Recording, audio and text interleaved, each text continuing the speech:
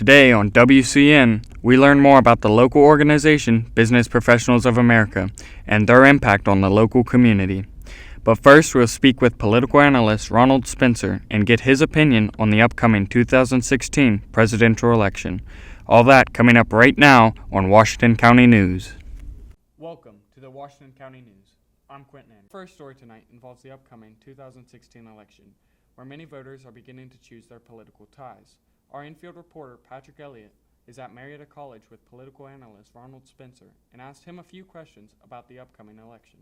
The presidential race is heating up as contenders like Donald Trump and Hillary Clinton step to center stage, and many, such as Wisconsin Governor Scott Walker and Louisiana Governor Bobby Jindal, have called it quits. As the race heats up, more political dropouts are expected. Mr. Spencer, what is your opinion on this? When it gets closer to Election Day, voters tend to respond to those who are polling the highest and like to jump in the bandwagon of, say, a Donald Trump, Hillary Clinton, or Bernie Sanders. Not only do voters leave, but their money leaves as well, which causes political ads, rallies, and endorsements to stop, which is poison for a presidential campaign. Do you expect the high number of candidates to remain in the race?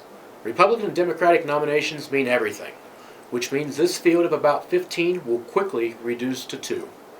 Once those nominations are distributed, those candidates who remain politically loyal, meaning they won't run as an independent, will endorse the winner from their party.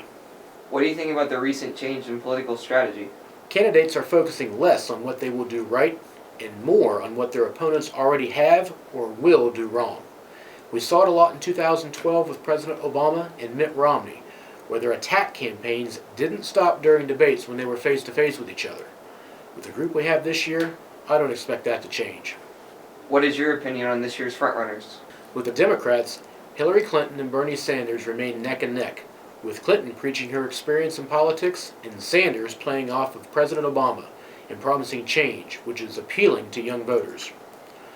With Republicans, obviously Donald Trump is the frontrunner. But with other rising candidates like Ted Cruz and Marco Rubio, it's still hard to tell who will be the Republican nominee. Thank you, Mr. Spencer. Back to you, Quentin. Now I'll introduce my co-anchor, Nathan Lewis, who has our next story. Thank you, Quentin.